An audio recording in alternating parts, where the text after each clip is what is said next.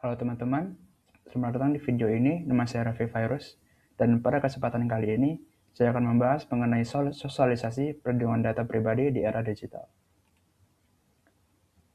Nah, seiring berjalannya waktu dan seiring berkembangnya zaman dengan teknologi, hampir semua aktivitas itu kita lakukan saat online, jadi secara online. Mulai dari belajar, bekerja, berbelanja, hingga berkomunikasi. Nah, semuanya ini tuh melibatkan penggunaan data pribadi. Nah, namun sayangnya masih banyak sekali masyarakat yang belum menyadari bahwa data pribadi itu merupakan aset yang sangat berharga dan harus dijaga dengan baik. Nah, kurangnya kesadaran ini seringkali dimanfaatkan oleh pihak-pihak yang tidak bertanggung jawab untuk melakukan penipuan, pencurian identitas, hingga kejahatan digital lainnya. Nah, oleh karena itu, melalui video ini, diharapkan kita dapat memahami apa itu data pribadi, bagaimana regulasinya di Indonesia, apa rasa dan resikonya, serta bagaimana cara melindungi data pribadi dengan benar. Nah, apa sih data pribadi itu? Data pribadi itu adalah setiap informasi yang dapat digunakan untuk mengidentifikasi seseorang, baik secara langsung maupun tidak langsung. Nah, identifikasi ini secara langsung contohnya itu seperti nama lengkap atau nomor identitas. Sedangkan yang tidak langsung itu contohnya bisa seperti kombinasi data, contohnya seperti alamat, email, nomor telepon, dan aktivitas digital seseorang. Nah, dalam kehidupan sehari-hari, kita tuh sering sekali berpikir kalau data pribadi itu kita berikan secara cuma-cuma gitu. Jadi kita kayak gak peduli, ya udahlah, terserah gitu. Nah, contohnya tuh saat kita daftar media sosial misalnya, atau mungkin pas belanja online, atau isi formulir-formulir digital. Nah, padahal data-data yang kita berikan secara cuma-cuma tersebut adalah data-data yang penting dan nantinya itu bakal terkumpul dalam jumlah yang besar dan memberikan gambaran lengkap mengenai identitas dan kebiasaan seseorang. Nah, oleh karena itu, data pribadi ini sebenarnya tidak boleh dipandang sebagai informasi biasa. Data pribadi merupakan hak setiap individu dan harus dijaga dan dilindungi agar tidak disalahgunakan.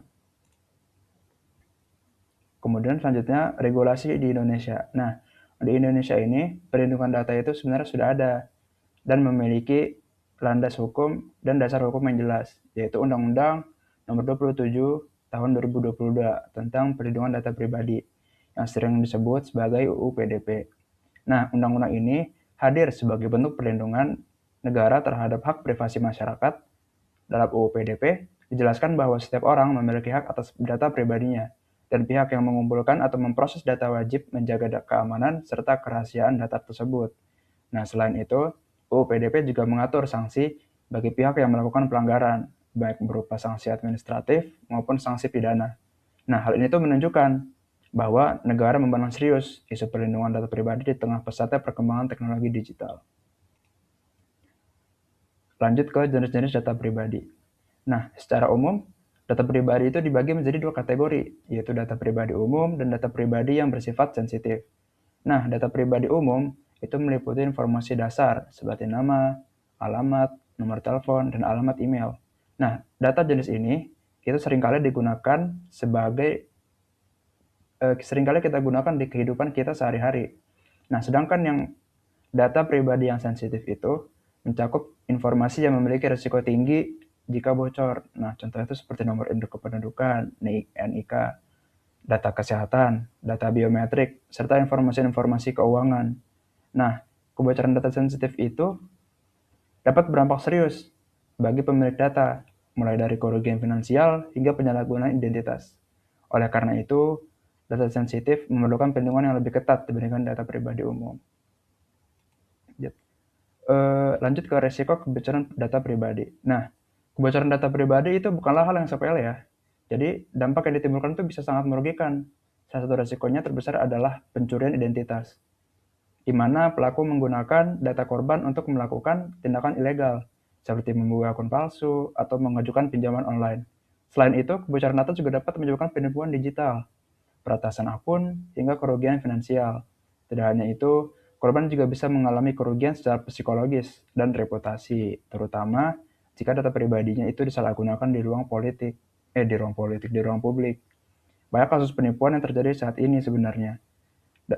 Sebenarnya kasus-kasus ini tuh berawal dari kebocoran data yang seharusnya dapat dicegah jika penggunanya lebih waspada. Maka dari itu kita harus lebih waspada ya dalam memberikan data-data pribadi kita. Kemudian, jadi sebenarnya ada beberapa penyebab kebocoran-kebocoran data. Nah, sebagian besarnya itu terjadi, sebagian besarnya tidak selalu terjadi karena hacker-hacker jago seperti Wijoroka. Bisa jadi sebenarnya itu karena kelalaian kita sendiri. Contohnya adalah, misal nih, contoh kelalaian kita yang sering terjadi itu seperti penggunaan kata sandi yang lemah, atau kita membagikan OTP ke orang lain, atau mengklik tautan-tautan atau link-link yang mencurigakan. Selain itu, penggunaan aplikasi yang ilegal itu juga bahaya. Nggak cuma aplikasi, bisa website juga yang tidak terpercaya kita pakai kadang tuh. Atau mungkin jaringan wifi publik yang tanpa pengamanan. Itu juga bisa meningkatkan risiko kebocoran data. Oleh karena itu kita harus hati-hati kemanapun, dimanapun, untuk menjaga aktivitas digital kita agar data-data yang harusnya tidak tersebar itu aman dan tidak tersebar dan disalahgunakan. Lanjut, nah jadi ada beberapa cara ya untuk melindungi data pribadi ini. Langkah-langkahnya itu sederhana sekali sebenarnya dan dapat kita lakukan untuk melindungi data pribadi. Pertama itu gunakan kata sandi yang kuat. Ini penting banget nih. Karena kita kan apa-apa sekarang udah pakai kata sandi. Kalau bisa itu bikin yang kuat, unik, dan ya kalau bisa jangan sampai lupa ya. Dan hindari menggunakan tanggal lahir atau informasi pribadi sebagai kata sandi karena itu gampang ketebak. Kedua, aktifkan fitur verifikasi dua langkah atau two-factor authentication. Fitur ini tuh memberikan lapisan keamanan tambahan pada akun digital kita. Kemudian yang ketiga, jangan pernah membagikan OTP, PIN, password kepada siapapun, termasuk pihak yang mengaku sebagai petugas resmi. Nah, dan yang terakhir, selalu pastikan bahwa website atau aplikasi yang digunakan berasal dari sumber yang terpercaya. Lanjut ke peran dan masyarakat mahasiswa. Peran masyarakat dan mahasiswa. Nah, mahasiswa dan masyarakat itu memiliki peran penting dalam menjaga keamanan data pribadi. Selain itu, melindungi data diri sendiri. Kita juga dapat membantu meningkatkan kesadaran lingkungan sekitar dengan memberikan edukasi mengenai pentingnya perlindungan data pribadi. Dengan meningkatnya kesadaran bersama, diharapkan risiko kebocoran dan penyalahgunaan data dapat diminimalisir. Nah, sebagai penutup, dapat disimpulkan bahwa data pribadi itu merupakan aset yang sangat berharga dan harus dijaga dengan baik. Perlindungan data pribadi bukan hanya tanggung jawab pemerintah atau penyedia layanan digital, tapi juga tanggung jawab kita masing-masing sebagai pengguna. Melalui pemahaman dan penerapan langkah perlindungan data, kita dapat menjadi pengguna teknologi yang lebih bijak, aman, dan bertanggung jawab. Terima kasih telah menyimak video ini, semoga bermanfaat.